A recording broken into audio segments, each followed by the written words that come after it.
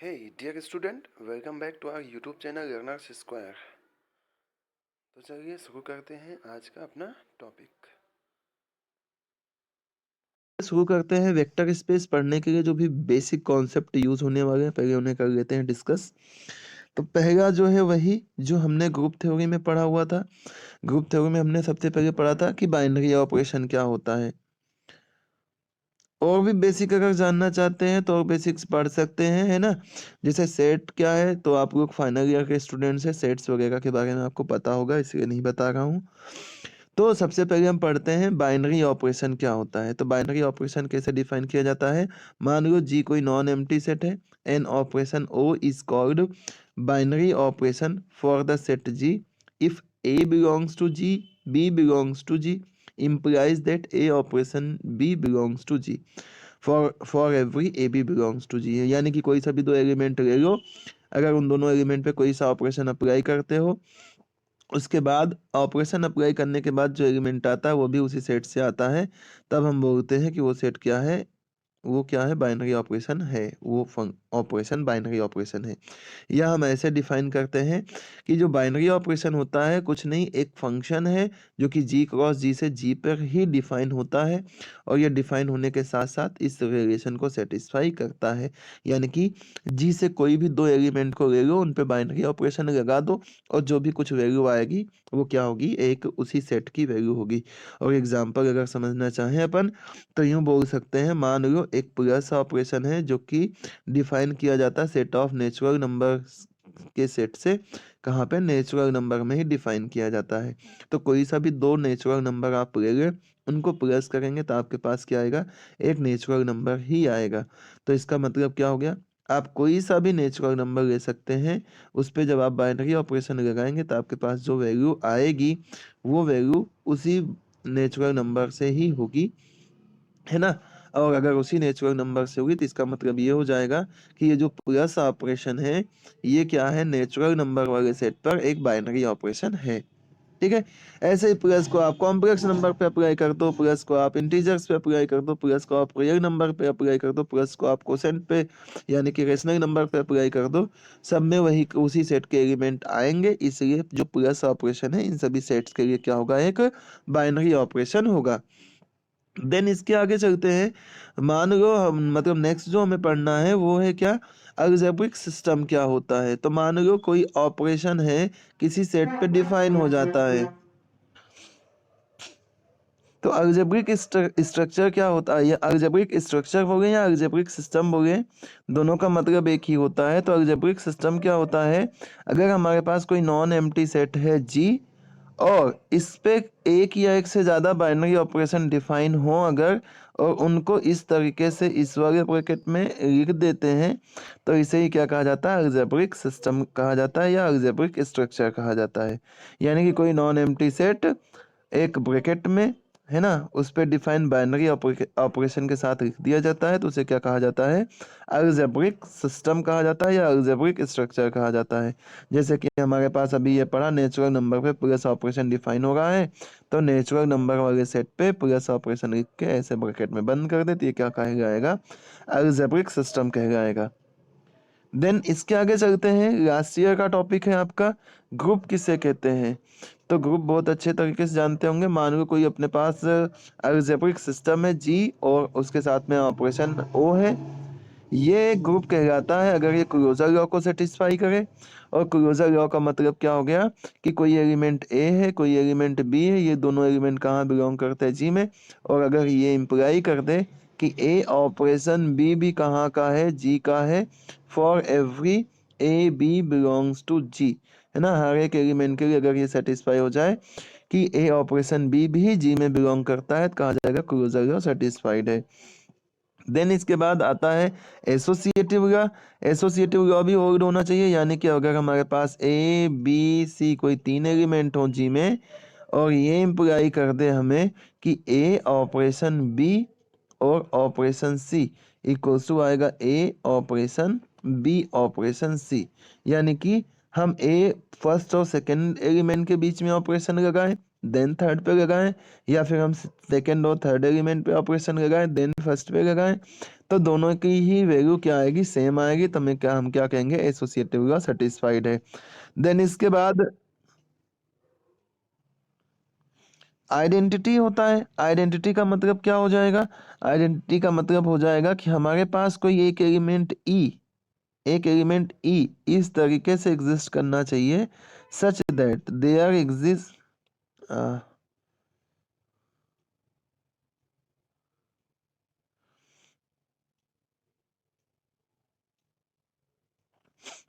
है ना, कोई एलिमेंट, अब there exist an element e belongs to G, e belongs to G such that, इस तरीके से एलिमेंट एग्जिस्ट करना चाहिए कि ई ऑपरेशन, ई ऑपरेशन ए करें हम, या हम ए ऑपरेशन ई करें, दोनों ही कंडीशन में ए ही आना चाहिए।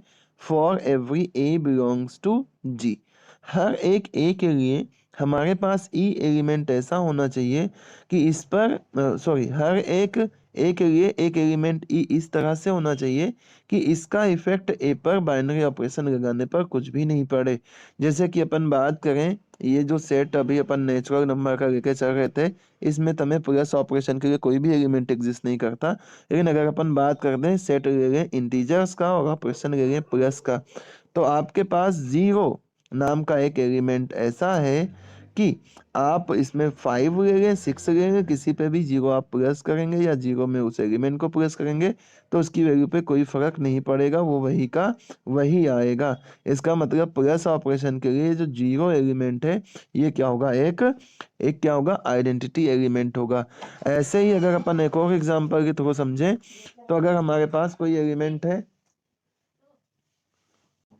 तो अगर हम नेचुरल नंबर का ही सेट लेंगे, नेचुरल नंबर पे मान लो सेट नेचुरल नंबर का है और इस पे ऑपरेशन जो है वो मल्टीप्लाई का है ना, तो ये ऐसा ऐसा बनाए मल्टीप्लाई या डॉट बनाए, दोनों का मतलब सेम होता है।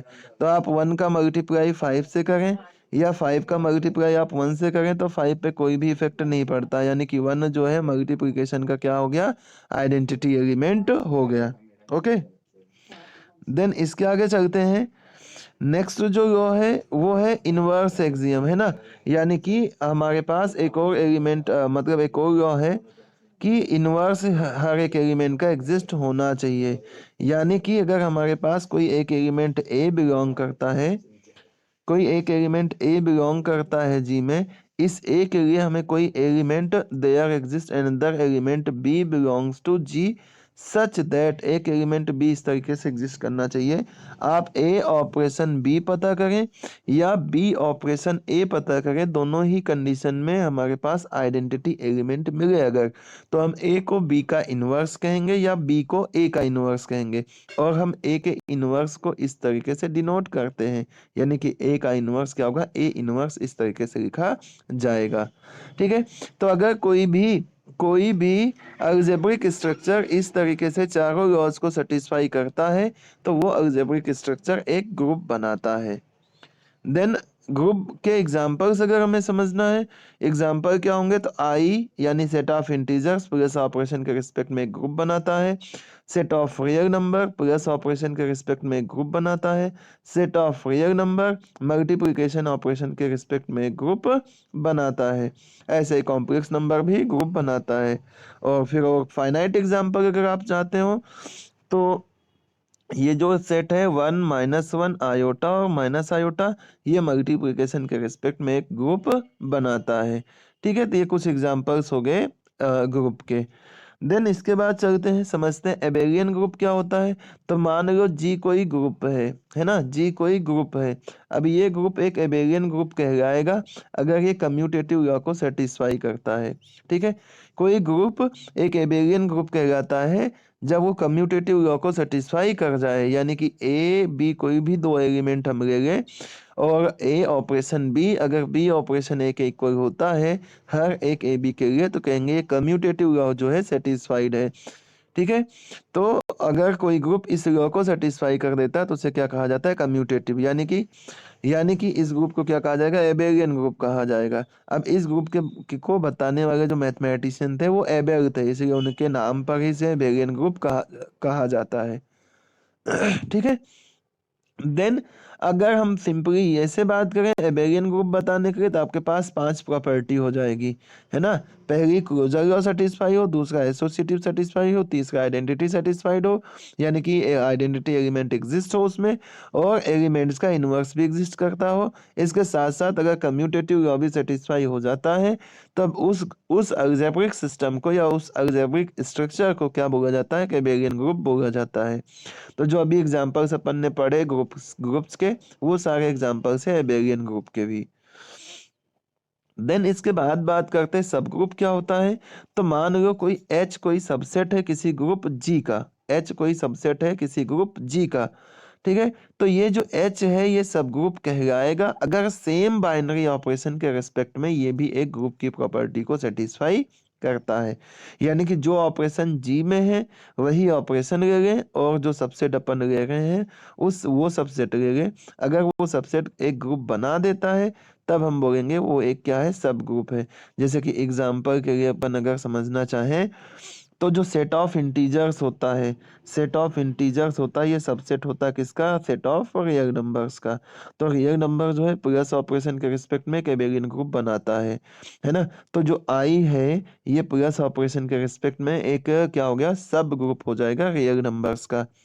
ऐसे ही अगर और एग्जांपल अपन समझे सब ग्रुप का, तो जो हमारे पास मान लो ग्रुप है, इसमें 1 है, -1 है, आयोटा है और माइनस आयोटा है, ये मल्टीप्लिकेशन के रिस्पेक्ट में ग्रुप बनाते हैं। अगर इसका कोई सबसेट ले लें अपन H, और इसमें एलिमेंट मान रहे 1 है और -1 है, तो ये क्या हो जाएगा, एक सब ग्रुप हो जाएगा, क्योंकि ये खुद एक ग्रुप बनाता है मल्टीप्लिकेशन ऑपरेशन के रिस्पेक्ट में।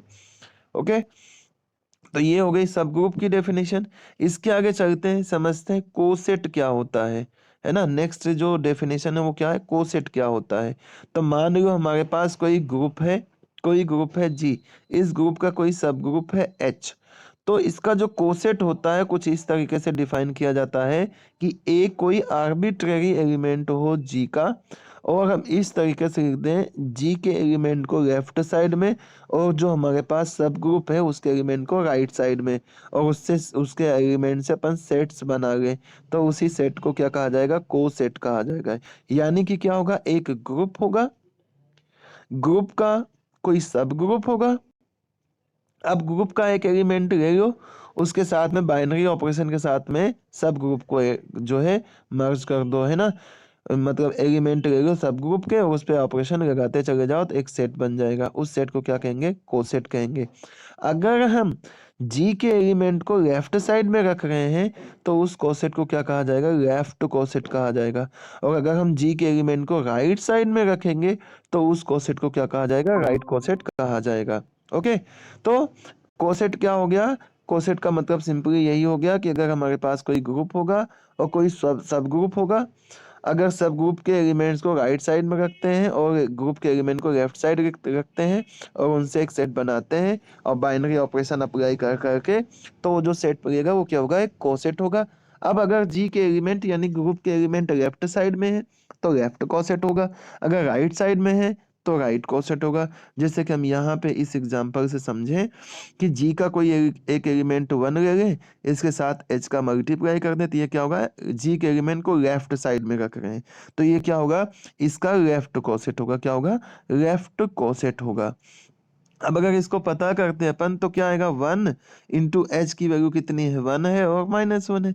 अब ये 1 का मल्टीप्लाई 1 में होगा तो कितना आएगा, 1 आएगा, और 1 का मल्टीप्लाई माइनस में होगा तो कितना आएगा, माइनस का 1 आएगा। इसका मतलब इसका जो 1 एलिमेंट के रिस्पेक्ट में जो H का लेफ्ट कोसेट हुआ वो क्या हो गया, 1 -1 हो गया। देन इसके बाद अगर और भी कोई सा एलिमेंट लेके पता करना चाहते हैं, मान लो आयोटा से लेफ्ट कोसेट पता करना चाहते हैं, तो आयोटा का मल्टीप्लाई किस में हो जाएगा, 1 -1 में हो जाएगा। तो 1 का मल्टीप्लाई जब आयोटा से होगा तो अपने पास कितना आ जाएगा, आयोटा आ जाएगा, और उसके बाद -1 के साथ मल्टीप्लाई होगा तो माइनस का आयोटा आ जाएगा। तो ये क्या होगा, आयोटा एलिमेंट के रिस्पेक्ट में जो है एक लेफ्ट कोसेट हो गया। इसी तरीके से राइट कोसेट भी पता कर सकते हैं ना, H ले लें, इसका आयोटा से मल्टीप्लाई कर देती है, क्या हो जाएगा, राइट कोसेट हो जाएगा। H की वैल्यू कितनी है, 1 है, -1 है, और आयोटा तो मल्टीप्लाई में, तो आयोटा का मल्टीप्लाई 1 से हुआ तो कितना आएगा, आयोटा आएगा, आयोटा का मल्टीप्लाई -1 से माइनस का आयोटा आएगा। इसका मतलब ये हो गया राइट कॉसेट और ये हो गया लेफ्ट कॉसेट। ठीक है, तो इसका मतलब कॉसेट दो होते हैं, अगर जी के एलिमेंट को लेफ्ट साइड रखेंगे तो लेफ्ट कॉसेट, और जी के एलिमेंट को राइट साइड रखेंगे तो राइट कॉसेट हो जाएगा। फिर इसके आगे चलते हैं तो आता है कैंसिलेशन लॉ। कैंसिलेशन लॉ क्या होता है, किसी रिंग में कैंसिलेशन लॉ क्या हो, कैसे सेटिस्फाई होता है।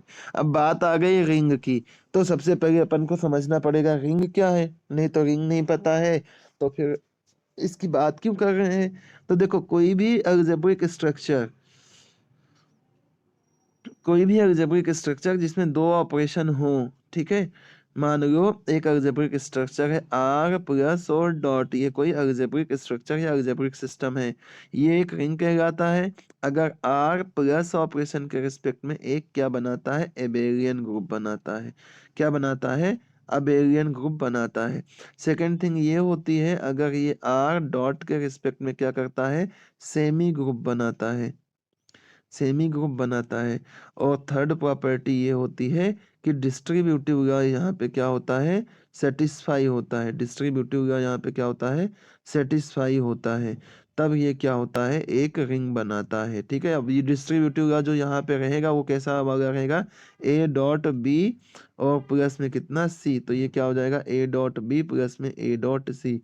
ठीक है, तो इसका मतलब कोई भी अलजेब्रिक स्ट्रक्चर जिसपे दो बाइनरी ऑपरेशन डिफाइन किए गए हैं वो एक रिंग बनाता है अगर प्लस के रिस्पेक्ट में एक अबेलियन ग्रुप बनाए, डॉट के रिस्पेक्ट में सेमी ग्रुप बनाए, और डिस्ट्रीब्यूटिव यानी कि मल्टीप्लिकेशन डिस्ट्रीब्यूट हो सकता हो किस पे, प्लस पे। तो अगर ये तीनों लॉ सेटिस्फाई हो जाते हैं तब हम इस algebraic structure R plus dot को क्या बोलते हैं, हम बोलते हैं ये एक रिंग होगा।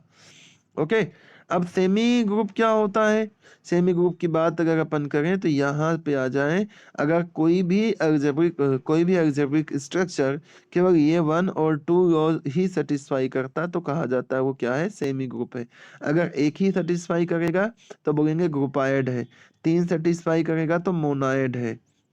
ओके, इसके आगे चलते हैं अपन, कैंसिलेशन लॉ पे ही आ जाते हैं। मान लो अगर हमारे पास एक कोई नॉन एम्प्टी एलिमेंट है, मतलब जीरो के इक्वल नहीं है, नॉन जीरो है, और ए बी इक्वल्स टू ए सी है, क्या है, ए बी इक्वल्स टू ए सी है, तो कहीं पे भी अगर हमें ऐसा मिलता 5 × 6 इक्वल्स टू 5 कुछ भी है ए है, तो हम सीधे सीधे इसको काट देते हैं, है ना।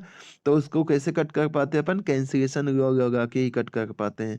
जैसे यहाँ पे ए बी इक्वल्स टू ए सी है तो बी इक्वल्स टू क्या होगा, ए होगा, क्योंकि ये लेफ्ट साइड वाले एलिमेंट क्या है, सेम है। और जब लेफ्ट वाले एलिमेंट सेम रहेंगे, इनको कट करेंगे तो इस कैंसिलेशन लॉ को क्या बोलेंगे, लेफ्ट कैंसिलेशन लॉ हम बोलेंगे। ऐसे अगर राइट साइड वाले एलिमेंट हमारे पास सेम सेम मिलेंगे तो हम राइट साइड वाले एलिमेंट को कट कर देंगे, और इस कंडीशन में मतलब इस समय हम इस लॉ को क्या बोलेंगे, राइट कैंसिलेशन लॉ बोलेंगे। तो कैंसिलेशन लॉ दो टाइप के हो गए, पहला लेफ्ट वाले एलिमेंट सेम है तो लेफ्ट कैंसिलेशन लॉ, राइट वाले एलिमेंट सेम है तो राइट कैंसिलेशन लॉ। देन इसके आगे चलते हैं, अब पढ़ते हैं फील्ड क्या होता है। तो फील्ड फिर से दो बाइनरी ऑपरेशन पे डिफाइंड एक अलजेब्रिक सिस्टम है जो कि क्या करता है, प्लस के रिस्पेक्ट में एक एबेलियन ग्रुप बनाता है, और अगर जीरो वाला एलिमेंट यानी कि प्लस की आइडेंटिटी एफ में से माइनस कर दो और रिमेनिंग जो सेट बने उसको डॉट ऑपरेशन के रिस्पेक्ट में क्या बता दो, एबेलियन ग्रुप बता दो, और उसके साथ साथ मल्टीप्लिकेशन की प्रॉपर्टी, सॉरी डिस्ट्रीब्यूशन की जो प्रॉपर्टी है ये भी सेटिस्फाई हो जाता है। तो अगर ये तीन प्रॉपर्टी होल्ड कर जाती है तो हम इस algebraic structure F plus dot को क्या बोलते हैं, एक फील्ड बोलते हैं।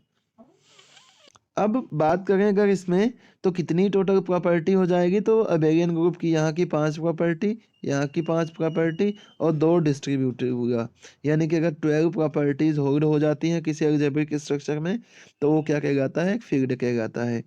देन एक बहुत ही इंपॉर्टेंट सी डेफिनेशन जिसका नाम है विदाउट जीरो डिवाइजर क्या होता है। ठीक है, एक विथ जीरो डिवाइजर होगा, एक विदाउट जीरो डिवाइजर होगा, तो दोनों में कंफ्यूजन रहता है। ठीक है, अच्छे से समझ लेना। A ring capital R is said to be of without zero divisor if, कोई रिंग विदाउट जीरो डिवाइजर का कहलाएगा अगर अगर दो नंबर का प्रोडक्ट जीरो के इक्वल हो, तो इसमें से या तो पहला नंबर जीरो हो जाए या तो दूसरा नंबर जीरो हो जाए, है ना। दो नंबर का प्रोडक्ट, जैसे मान लो मैं बोल दूं 5 इंटू 3 इक्वल्स टू 15, तो ये तो जीरो होगा ही नहीं। लेकिन 5 इंटू 0 करता हूं तो क्या हो जाएगा, जीरो। 0 इंटू 3 करता हूं तो भी क्या मिलेगा, जीरो। तो इसका मतलब दो नंबर का प्रोडक्ट जीरो के इक्वल हो रहा है, तो कोई एक नंबर क्या है, जीरो के इक्वल है। तो इसे क्या कहा जाएगा, विदाउट जीरो डिवाइजर कहा जाएगा। लेकिन अगर ऐसा हो जाए कि दो नंबर का प्रोडक्ट जो है जीरो के इक्वल है, दो नंबर का प्रोडक्ट जीरो के इक्वल है, लेकिन ना तो ए जीरो के इक्वल हो ना तो बी जीरो के इक्वल हो, तो इस कंडीशन में इसे क्या कहा जाएगा, इसे कहा जाएगा विथ जीरो डिवाइजर। ठीक है, फिर क्या कहा जाएगा, इसे विथ जीरो डिवाइजर कहा जाएगा। अगर दोनों के दोनों एलिमेंट जीरो के इक्वल नहीं है लेकिन उनका प्रोडक्ट जीरो के इक्वल हो जाता है, तो इन दोनों नंबर्स को क्या कहा जाएगा, जीरो डिवाइजर कहा जाएगा। चलिए एक बार और समझ लेते हैं। जो बाइनरी ऑपरेशन हमने अभी समझा है, ये बाइनरी ऑपरेशन दो टाइप के होते हैं। एक होता है इंटरनल बाइनरी ऑपरेशन और एक होता है एक्सटर्नल बाइनरी ऑपरेशन। तो इंटरनल बाइनरी ऑपरेशन क्या है, एक्सटर्नल बाइनरी ऑपरेशन क्या है। तो मान लो वी कोई नॉन एम्प्टी सेट है और कोई ऑपरेशन ओ, ये इंटरनल बाइनरी ऑपरेशन कहलाता है। अगर एक एलिमेंट अल्फा बिलोंग करता वी में, दूसरा एलिमेंट बीटा बिलोंग करता वी में, और अगर ये इम्प्लाई कर दे A operation sorry alpha operation beta भी वी का है, for every alpha beta V belongs to V is called binary operation. मतलब अगर सेम सेट में ऑपरेशन डिफाइन होगा, है ना, तो उस ऑपरेशन को क्या कहा जाएगा, एक बाइनरी ऑपरेशन कहा जाएगा। और ये बाइनरी ऑपरेशन कैसा कहा जाएगा, इंटरनल कहा जाएगा। लेकिन अगर एक सेट से दूसरे सेट पे ये बाइनरी ऑपरेशन डिफाइन किया जाता है, तब इसे क्या कहेंगे, एक्सटर्नल बाइनरी ऑपरेशन कहेंगे। जैसे एफ कोई फील्ड है और वी कोई क्या है, नॉन एम्प्टी सेट है। अब अगर कोई बाइनरी ऑपरेशन ओ फील्ड एक एलिमेंट एफ का ले लिया जाए, एक एलिमेंट कहाँ से ले लिया जाए, वी का ले लिया जाए, यानी कि कोई फंक्शन कोई मैपिंग फील्ड क्रॉस, यानी कि फील्ड का क्रॉस प्रोडक्ट ले लिया जाए वी से, और फिर डिफाइन किया जाए और ये जाए कहाँ पर, वी में जाए, तो इस तरह के बाइनरी ऑपरेशन को क्या कहते हैं, एक्सटर्नल बाइनरी ऑपरेशन कहते हैं। यानी कि एक एलिमेंट दूसरे सेट का, एक एलिमेंट दूसरे सेट का, इन दोनों पे बाइनरी ऑपरेशन लगाएं तो ये कहाँ का आ जाए, अगर वी का आ जाता है तब हम इस ऑपरेशन को बोलते हैं क्या, एक्सटर्नल बाइनरी ऑपरेशन। और यहाँ पे वेक्टर स्पेस में हम इसे बोलेंगे, वेक्टर स्पेस में इसे हम बोलेंगे क्या, वेक्टर स्पेस में इसे हम बोलेंगे स्केलर मल्टीप्लिकेशन। ओके, तो दो तरह के बाइनरी ऑपरेशन हो गए। एक का नाम है इंटरनल बाइनरी ऑपरेशन, जो कि सेम सेट के क्रॉस प्रोडक्ट से सेम सेट पे डिफाइन होगा, और एक्सटर्नल बाइनरी ऑपरेशन जो कि दो डिफरेंट सेट से डिफाइन होके किसी एक सेट पर जाएगा, तो उसे कहेंगे एक्सटर्नल बाइनरी ऑपरेशन। और फिर आ जाते हैं, पढ़ते हैं पहली डेफिनेशन हमारे फर्स्ट यूनिट की, जिसका नाम है वेक्टर स्पेस। तो वेक्टर स्पेस क्या होता है, मान लीजिए एफ प्लस डॉट कोई फील्ड है ना, ये आर्बिट्रेरी कोई सी भी फील्ड है, कोई नॉन एम्प्टी सेट वी, कोई नॉन एम्प्टी सेट वी, ये वेक्टर स्पेस कहलाएगा अगर ये कुछ प्रॉपर्टीज को करता है सेटिस्फाई। ठीक है, कोई नॉन एम्प्टी सेट वी ये एक वेक्टर स्पेस कहलाएगा अगर कुछ प्रॉपर्टीज को करता है सेटिस्फाई। इसका मतलब कौन कौन सी प्रॉपर्टी होगी इसमें, इसमें होगी पहली property, there is define an internal composition, हमें एक इंटरनल कंपोजिशन मिलना चाहिए कहाँ पर, वी पर, जो कि जिसको हम डिनोट करेंगे किससे, प्लस से, है ना, एडिशन से डिनोट करेंगे। ठीक है, और सच दैट ये वी प्लस क्या हो जाए, एक एबेलियन ग्रुप हो जाए। तो पहली प्रॉपर्टी क्या हो गई, पहली प्रॉपर्टी ये हो गई कि हमारे पास कोई प्लस ऑपरेशन होना चाहिए वी पर डिफाइन, और ये ऑपरेशन कैसा होना चाहिए, इंटरनल होना चाहिए, और वी क्या होना चाहिए, इस ऑपरेशन के रिस्पेक्ट में एक एबेलियन ग्रुप बनाना चाहिए। इसके आगे चलते हैं नेक्स्ट, हमारे पास एक एक्सटर्नल कंपोजिशन होना चाहिए। ठीक है, किसके ऊपर, फील्ड के ऊपर, जिसे हम नाम देंगे यहाँ पे, जिसे हम नाम देंगे यहाँ पे स्केलर मल्टीप्लिकेशन। क्या नाम देंगे, स्केलर मल्टीप्लिकेशन।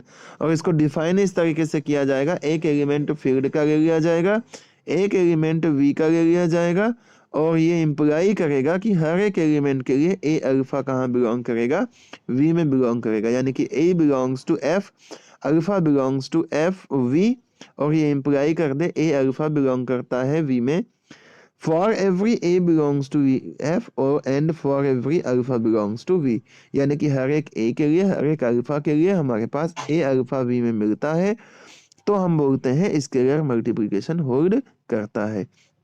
उसके बाद ये जो इंटरनल ऑपरेशन है, ये जो एक्सटर्नल ऑपरेशन है, ये सभी के सभी मिलके अगर इन सारी प्रॉपर्टीज को होल्ड करते हैं, यानी कि पहली प्रॉपर्टी अगर ए अल्फा प्लस बीटा हम पता करते हैं तो हमारे पास ए अल्फा प्लस ए बीटा आ जाए। अगर हम ए प्लस बी के साथ में बीटा पता करते हैं तो हमारे पास ए बीटा प्लस, सॉरी अगर यहाँ पे चलो बीटा लिख दिया, बीटा ही कहने दो, ए बीटा प्लस में बी बीटा आ जाए, या अगर यहाँ पे अल्फा लिखा होगा तो ए अल्फा प्लस बी अल्फा आ जाए। और ऐसे थर्ड प्रॉपर्टी क्या हो जाएगी अपने पास, थर्ड प्रॉपर्टी मान लो ए बी इंटू अल्फा है, तो इसे हम कैसा लिख पाए, ए और बी अल्फा लिख पाए, यानी कि इस पे एसोसिएटिव लॉ लग गया। और फोर्थ प्रॉपर्टी हो जाएगी अगर हम 1 का मल्टीप्लाई अल्फा से करें तो हमारे पास अल्फा आ जाए। तो ये 1 2 3 और ये 4 प्रॉपर्टी अगर ये सेटिस्फाई हो जाती है, और साथ में ये दोनों प्रॉपर्टी भी होल्ड करती है, कौन कौन सी, v प्लस एक एबेलियन ग्रुप बनाए, और ये डॉट के रिस्पेक्ट में स्केलर मल्टीप्लिकेशन के रिस्पेक्ट में क्लोजर लॉ को सेटिस्फाई कर दे, और उसके साथ साथ ये 4 प्रॉपर्टी 1 2 3 और 4 को सेटिस्फाई करता है, तब हम v को एक वेक्टर स्पेस बोलते हैं। ओके, v को एक वेक्टर स्पेस बोलते हैं। और इसके बाद ये जो वन एलिमेंट है, इस वन एलिमेंट को बोलते हैं, ये मल्टीप्लिकेटिव आइडेंटिटी है किसकी, फील्ड की। वन को क्या बोलते हैं, मल्टीप्लिकेटिव आइडेंटिटी फील्ड की बोलते हैं। और फिर इसके आगे चलते हैं, मान लो कि अगर v कोई वेक्टर स्पेस है किसी फील्ड f पर, अगर v कोई वेक्टर स्पेस है फील्ड f पर, तो हम इसको लिखते हैं v और ब्रैकेट में f, यानी कि v is a vector space over the field f। अगर इतना वी एफ लिखा हुआ तो ये हम समझेंगे आगे जो भी अपन चैप्टर्स पढ़ेंगे। देन इसके आगे ए वेक्टर स्पेस इज कॉल्ड, कोई वेक्टर स्पेस एक रियल वेक्टर स्पेस कहलाएगा अगर उसका जो फील्ड है वो क्या हो, रियल नंबर का हो, वो कॉम्प्लेक्स वेक्टर स्पेस कहलाएगा अगर उस पर जो फील्ड ले रहे हैं वो कॉम्प्लेक्स हो, वो रेशनल वेक्टर स्पेस कहलाएगा अगर उसका फील्ड क्या हो, रेशनल नंबर हो। तो इसके अकॉर्डिंग अपन फील्ड का थोड़ा नाम अपन चेंज कर सकते हैं ना। रियल वेक्टर स्पेस का मतलब कोई वेक्टर स्पेस अगर रियल नंबर के फील्ड पे बनता है तो उसे रियल वेक्टर स्पेस बोला जाएगा, अगर कॉम्प्लेक्स नंबर के फील्ड पे बनता है तो कॉम्प्लेक्स वेक्टर स्पेस कहा जाएगा, और अगर रेशनल नंबर पे बनता है तो रेशनल वेक्टर स्पेस कहा जाएगा। अब इसके बाद आगे कुछ और नोटेशन समझते हुए चलते हैं कि जो एलिमेंट रहेंगे v के उन्हें हम वेक्टर बोलेंगे, ठीक है, जो v के एलिमेंट रहेंगे उन्हें क्या बोलेंगे, वेक्टर बोलेंगे, और जो इंटरनल कंपोजिशन रहेगा उसे एडिशन बोलेंगे, और जो एक्सटर्नल और द एलिमेंट जो फील्ड के एलिमेंट रहेंगे उन्हें स्केलर बोलेंगे। यानी कि जो बाइनरी ऑपरेशन इंटरनली जिसके रिस्पेक्ट में अपन v को एक एबेलियन ग्रुप बनाएंगे वो हम बोलेंगे एडिशन है, और जो फील्ड के एलिमेंट रहेंगे उन्हें स्केलर बोलेंगे, और जो v के एलिमेंट रहेंगे उन्हें क्या बोलेंगे, वेक्टर बोलेंगे। देन इसके आगे चलते हैं, the additive identity of v का जो एडिटिव आइडेंटिटी रहेगा, v क्या वेक्टर स्पेस है तो इसे जीरो वेक्टर बोला जाएगा, और f क्या है, स्केलर के लिए डिनोट किया जाता है, तो जो f का एडिटिव आइडेंटिटी रहेगा उसे जीरो स्केलर बोलेंगे। तो ये चीज़ हमें बिल्कुल ध्यान रखेंगे, है ना, कि किसे हमें स्केलर बोलना है, किसे हमें वेक्टर बोलना है। नोटेशन जो वेक्टर के लिए मैं यूज करूंगा, यहाँ पे वेक्टर के लिए यूज करूंगा मैं अल्फा बीटा गामा डेल्टा, और अगर मैं बात करूंगा स्केलर की तो उसके लिए ए बी सी डी ये सारे स्केलर्स यूज करूंगा। कुछ कुछ बुक्स में आपको मिल जाएगा वेक्टर्स को एक्स वाई जेड से डिनोट किया जाएगा और स्केलर को ए बी सी डी से डिनोट किया जाएगा, तो ये थोड़ा सा ध्यान रखेंगे, दोनों के नोटेशन को अपन अलग अलग रखेंगे, सेम नहीं रखेंगे। फिर वेक्टर स्पेस की डेफिनेशन आ गई समझ।